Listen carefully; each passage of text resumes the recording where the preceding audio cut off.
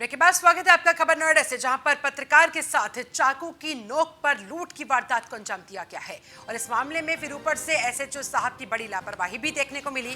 दरअसल पुलिस ने पीड़ित की ना सुनी गुहार और ना लिखी कोई तहरीर। कमिश्नर आलोक सिंह की मेहनत को मिट्टी में मिला रहे हैं एसएचओ साहब यहां पर।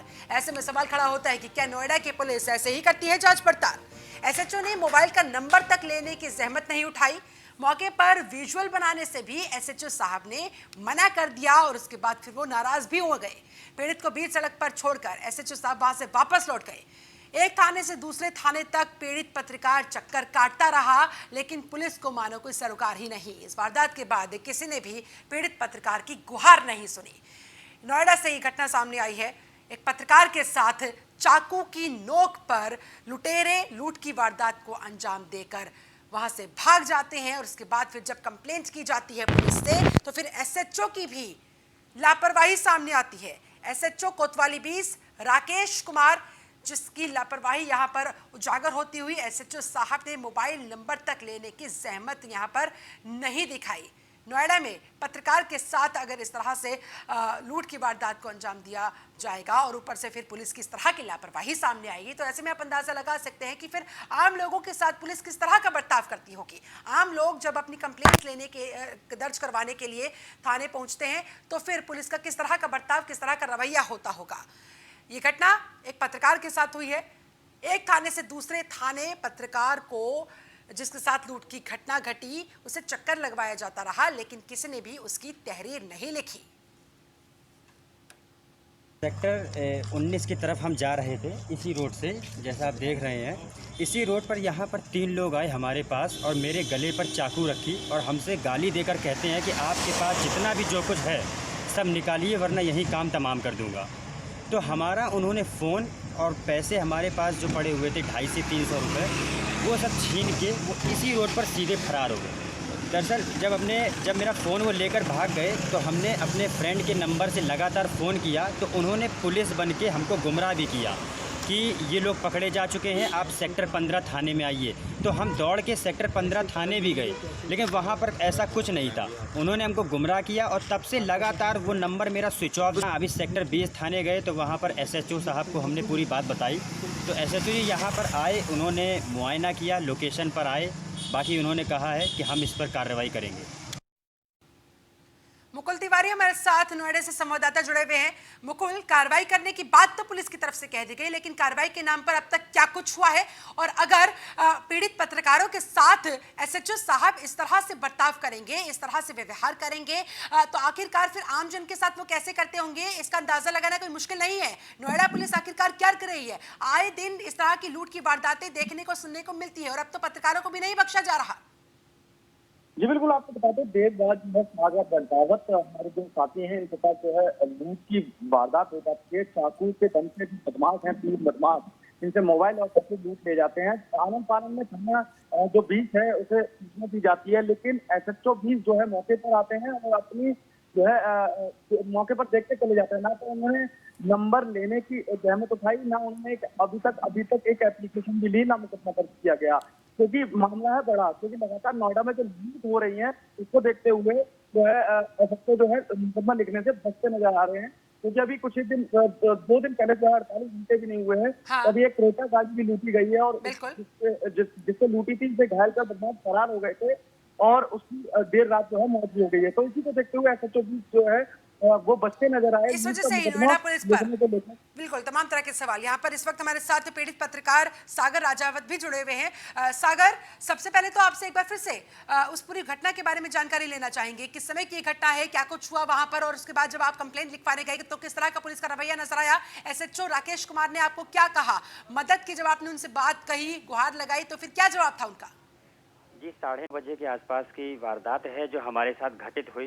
हम हाँ? सेक्टर 16 से 19 की ओर आ रहे थे, तो इस दौरान जब हम पैदल जा रहे थे तो पीछे से 3 लोग आते हैं और वो हमारे गर्दन पर चाकू रखकर कहते हैं कि जितना भी आपके पास जो कुछ है सब निकालिए, वरना यही काम तमाम हो जाएगा। सागर, आपको रोकूंगी। इस वक्त हमारे साथ एसएचओ राकेश कुमार खुद जुड़ गए हैं। एसएचओ साहब, राकेश जी, बहुत स्वागत है आपका न्यूज़ 1 इंडिया में। राकेश कुमार ने जो एसएचओ थे जिनके ऊपर ये सवाल खड़े हो रहे थे, जब उनसे संपर्क साधने की कोशिश की तो उन्होंने फोन काट दिया। सागर हमारे साथ लगातार जुड़े हुए हैं। सागर, पूरी करें अपनी बात। जी, तो वहाँ पर वारदात हुई, लेकिन सबसे ज़्यादा निराशाजनक बात यह है कि हम चौकी सेक्टर 15 चौकी भी पहुंचे और सेक्टर 20 थाने भी पहुंच गए, लेकिन किसी भी पुलिसकर्मी ने हमसे हमारा नाम तक जानने की कोशिश नहीं की हाँ। कि आपका क्या नाम है, कहाँ वारदात हुई है। बस वो यहाँ पर घटनास्थल पर आए और यहाँ पर थोड़ी देर खड़े हुए, बोले आगे हम कोशिश करेंगे और चले गए। लेकिन उन्होंने पूरी जानकारी करने की कोई कोशिश नहीं की। आपने जब एफआईआर लिखवाने की कोशिश की तब हाँ उनकी जी। तरफ से किस तरह की प्रतिक्रिया सामने आई? बिल्कुल, हमने सेक्टर 15 में कोशिश की कि हाँ। हमने कहा कि सर मैं एफआईआर दर्ज कराना चाहता हूं, तो उन्होंने कहा आज नहीं, आप कल आइएगा, परसों हाँ। आइएगा, अभी आप आराम से जाइए, आराम कीजिए, कल परसों में आके आप एप्लीकेशन दे दीजिएगा, एफआईआर की कोई जरूरत नहीं है। हाँ। सेक्टर 15 के चौकी इंचार्ज ने हमसे इस तरह की बात की। ऐसे में सवाल खड़ा होता है सागर यहाँ पर कि क्या नोएडा पुलिस इस तरह से जांच पड़ताल करती है? आप जी, खुद बस। एक पत्रकार है, आप वहाँ पर धरातल पर काम करते हैं, आप आए दिन इस तरह के मामले देखते हैं, सुनते हैं, और अभी 2 दिन पहले भी जिस तरह से मुकुल तिवारी बता रहे थे लूट की इस घटना को अंजाम दिया गया। अगर नोएडा पुलिस इस तरह से ही हिलावाली के साथ जांच पड़ताल हर मामले को लेकर करेगी तो फिर जाहिर तौर पर बदमाशों के हौसले तो बुलंद होंगे ही। जी, सबसे बड़ा सवाल यही है कि जब पत्रकार सुरक्षित नहीं है तो आम आदमी कहाँ से सुरक्षित हो पाएगा। और पुलिस बिल्कुल भी, किसी भी मामले से पुलिस बस पीछे हटती ही देखी जाती है। पुलिस कोई कोशिश नहीं करती। पुलिस ने बस फॉर्मेलिटी अदा करने के लिए वो आए, घटनास्थल पर 2 मिनट खड़े हुए और तुरंत चले गए। उन्होंने कोई जानकारी नहीं की, कुछ भी नहीं। और सागर, आप तो एक पत्रकार है, जाहिर तौर पर आपने दोबारा कोशिश की होगी, तिबारा कोशिश की होगी, हर संभव तरीके से आपने अपनी बात यहाँ पर उठाने की कोशिश की होगी, पुलिस तक अपनी पहुँच बनाने की कोशिश की होगी, एफआईआर दर्ज करवाने की कोशिश की होगी, पुलिस के तमाम सवाल उठाने के बाद या फिर ना करने के बावजूद। लेकिन जब एक आम आदमी जाता होगा तो उसके सामने तो वो कितना लाचार अपने आप को, कितना बेबस अपने आप को समझता होगा, इस बात को अंदाजा लगाया जा सकता है। जी बिल्कुल, हमने 2 बार, असल में आपको बता दें कि जिसने हमारा फोन चोरी किया, उन अपराधियों ने, उन शातिरों ने हमको गुमराह भी किया। हमने लगातार जब फोन किया अपने नंबर पर तो उन्होंने मेरा फोन रिसीव भी किया और उन्होंने हमसे कहा कि मैं पुलिस वाला बोल रहा हूँ, सेक्टर 15 में हमने इन दोनों शातिरों को पकड़ लिया है, आप आइए अपना फोन ले जाइए। अच्छा। तो जब हम सेक्टर 15 पहुंचे तो वहाँ पर ऐसा कुछ भी नहीं था। हाँ। उन लोगों ने ही हमको गुमराह किया। उसके बाद, उस कॉल के बाद से लगातार हमारा नंबर स्विच ऑफ जा रहा है अभी तक। हाँ। तो जब हम वहाँ पहुंचे तो हमने वहाँ पर उनको कॉल रिकॉर्डिंग भी सुनाई, हमारे पास रिकॉर्डिंग भी है वो। तो पुलिस ने उस रिकॉर्डिंग को अनसुना कर दिया और उन्होंने कहा कोई नहीं, आप कल आइएगा, आराम से, आप अभी आराम कीजिए, जाके कल आके आप एप्लीकेशन दे दीजिएगा। उसकी भी जरूरत नहीं है, आप सिर्फ वो अपना मोबाइल का मतलब डिब्बा आप ले भी आइएगा आराम बस। कीजिए, पुलिस भी आराम से बैठी हुई है, बदमाशों को जो करना है उन्हें करने दीजिए। ऐसे में तमाम तरह के सवाल तो फिर खड़े होंगे ही ना।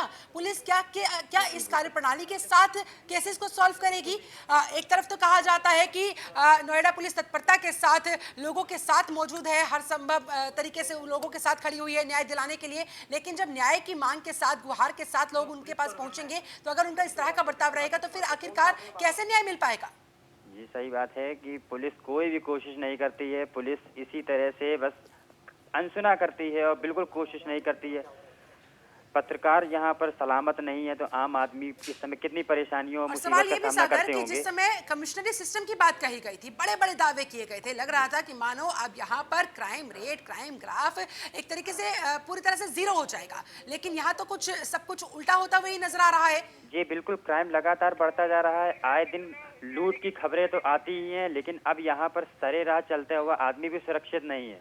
आदमी को इस तरह चाकू के नोक पर और तमंचे की नोक पर इस तरह से लूट लिया जाता है और पुलिस उस पर कोई कार्रवाई नहीं करती है। ठीक है सागर, अब आप आगे किस तरह की कोशिश फिर से करेंगे? आगे क्या चाहते हैं? अब हम इसी कोशिश में लगे हुए हैं कि पुलिस को, हमने कल पूरी कोशिश की, हम 2 बार चौकी भी गए, थाने भी गए, लेकिन कल कोई कार्रवाई नहीं हुई। हम इसी प्रयास में लगे हुए हैं कि किसी तरह इस पर कार्रवाई हो और कोशिश हो कि हमारी गई हुई चीज मिले।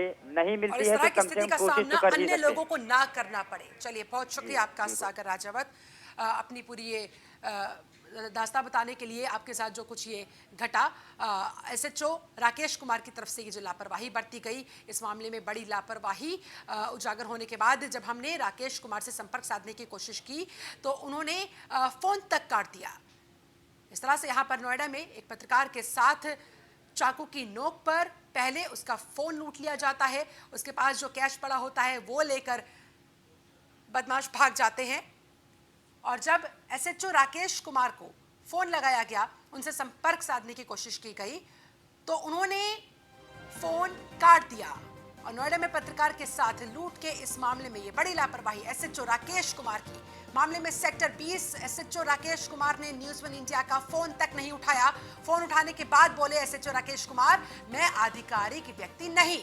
अगर वो आधिकारिक व्यक्ति नहीं तो फिर कौन? और जब एक पत्रकार मदद की गुहार के साथ और उसके साथ जो लूट की वारदात हुई उसकी एफआईआर लिखवाने के लिए जब उनके पास पहुंचा तो उस समय उन्होंने अगर मदद नहीं की तो फिर आधिकारिक जिम्मेदारी आखिरकार फिर किसकी बनती है? अगर जब वो साफ इनकार कर रहे हैं कि आधिकारिक व्यक्ति मैं नहीं हूं कि जवाब दे सकूं। न्यूज़ वन इंडिया लगातार उन्हें फोन कर रहा है, लेकिन वो फोन नहीं उठा रहे। और जब उन्होंने फोन उठाया तो सिर्फ इतना कहा कि मैं आधिकारिक व्यक्ति नहीं, प्रतिक्रिया देने के लिए। वहीं इस पूरे मामले में जब न्यूज़ वन इंडिया ने ट्वीट किया तो इसमें पुलिस कमिश्नरेट की तरफ से ट्वीट किया गया, जिसमें लिखा गया, थाना प्रभारी सेक्टर 20 नोएडा द्वारा उक्त प्रकरण की जांच की जा रही है। जांच उपरांत नियम के अनुसार विधिक कार्रवाई भी की जाएगी। पुलिस कमिश्नरेट नोएडा की तरफ से देखिए ट्वीट पर ये रीट्वीट करते हुए इसका ये जवाब सामने आया है। न्यूज़ वन इंडिया के ट्वीट पर ये जवाब पुलिस कमिश्नरेट नोएडा का आपके सामने उन्होंने ये जवाब दिया है कि थाना प्रभारी सेक्टर 20 नोएडा उक्त प्रकरण की जांच कर रहा है और जांच उपरांत नियम के अनुसार और उसी के आधार पर जो भी तथ्य निकलकर सामने आएंगे आगे की कार्रवाई की बात कही गई।